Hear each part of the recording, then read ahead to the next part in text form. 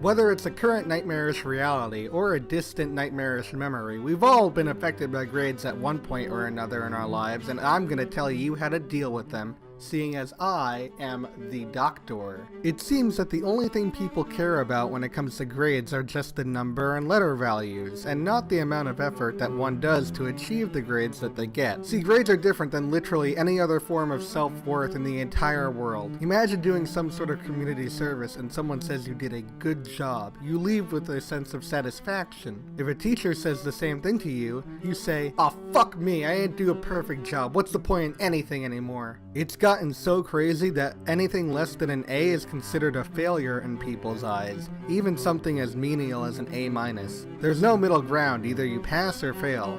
When did this start? Well, there's no written record, but between you and me, I think it's around the same time they abandoned the E grading status. Is this the correct way that people should be viewing grades? The answer is yes. See, after the government banned corporal punishment in classrooms, teachers and professors had to come up with more subtle and diverse ways to get back at students for being the soul-sucking monsters that we are. So that's where the syllabus comes from. A syllabus is a document where teachers set grade percentages based on sections of the class that are never accurately represented by their percentage value, mostly being in the higher percentile. It's also got some other stuff in there too, but you could just ignore that stuff. You know, schedules, deadlines, plagiarism policy, nothing that anyone cares if you follow or not. So how do you get around this grading grievance? Well, there are a few things I can suggest, like vying for Mr. Cool Guy teacher, even if you learn less, but we don't go to classes to learn, but you'll still have to deal with grades from time to time. So what I will be suggesting to you is based off of the Schrodinger's cat theory. CAT, of course,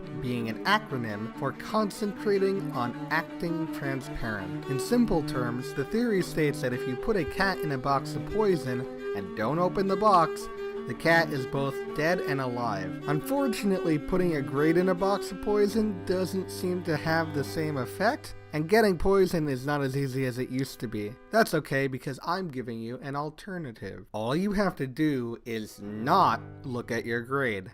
In this age of the internet, most grades are posted online, and if you do get grades back on paper, just don't look at it when they're given back to you. Like flip it upside down or something. If you never know what your grade is, then you both pass and fail.